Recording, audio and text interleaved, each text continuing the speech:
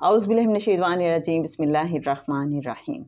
अल्लाहुम्मा सल्लि अला सय्यिदिना व मौलाना मुहम्मदिन मादिनिल जूदि वल करम व अला आलिहि व बारिक वसल्लिम। मोहतरम ख़वातीन व हज़रात, अस्सलामु अलैकुम। मोहम्मद रसूलुल्लाह सल्लल्लाहु अलैहि वसल्लम वॉल्यूम 3 एक ऐसी किताब जो करीम आका सल्लल्लाहु अलैहि वसल्लम की मेहरबान मंजूरी के बाद लिखी गई। मुसन्निफ़ हैं जनाब ख्वाजा शमसुद्दीन अज़ीमी साहब, और इस किताब में कुरान पाक में जो अंबिया के किस्से बयान किए गए हैं, उनकी हिकमतें और उनके पीछे पोशीदा राज और कवानीन और फार्मूलों पे बात की गई है। हज़रत लूत अलैहिस्सलाम का किस्सा आजकल हम आपके साथ शेयर कर रहे हैं। आइए उसी को कंटिन्यू करते हैं। एड्स।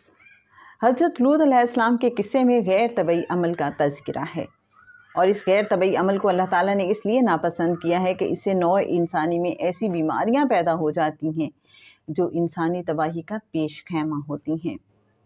अल्लाह ताला रहमान और रहीम हैं, वो अपनी मखलूक से 70 माओं से ज़्यादा मोहब्बत करते हैं।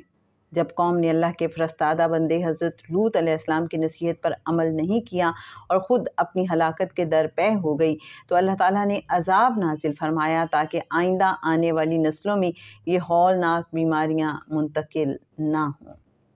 एड्स से किस किस्म की बीमारियां लाहिक होती हैं? साइंसी तहकीक के मुताबिक इनकी तफसील पेश की जा रही है।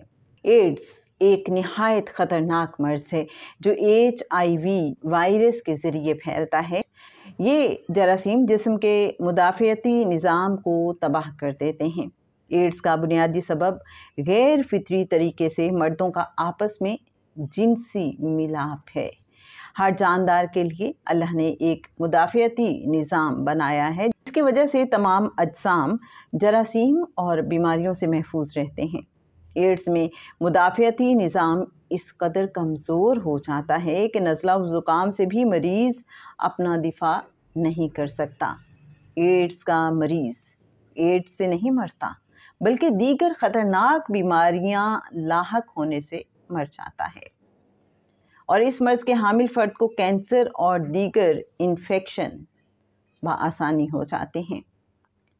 शुरू में एड्स का मरीज़ सेहतमंद नज़र आता है, लेकिन HIV जरासीम आहिस्ता आहिस्ता जिस्मानी दिफाई निज़ाम को खोखला कर देता है।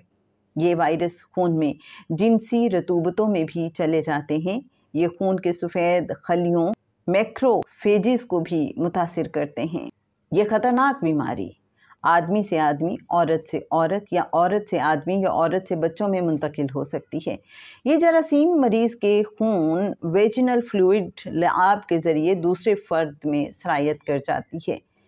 एड्स के ज़्यादातर मरीज़ शुरू में नज़ला ज़ुकाम में मुब्तला होते हैं, जिस्म पर लिम्फ नोड्स बन जाते हैं, और हर साल 10% वज़न कम होता रहता है।